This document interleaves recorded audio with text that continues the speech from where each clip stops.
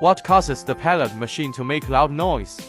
Uneven raw material feeding causes current fluctuations. Adjust feeding speed. Warrant. Damaged main shaft bearing leads to abnormal operation and high current. Sudden clicking during normal operation may mean large foreign matter in the pressing chamber. Stop immediately to clean. Obvious iron friction before material entry indicates too small ring die roller gap. Adjust the gap timely. Slight noise is normal. Excessive, abnormal noise suggests faulty bearings. Replace worn rollers or damaged bearings timely.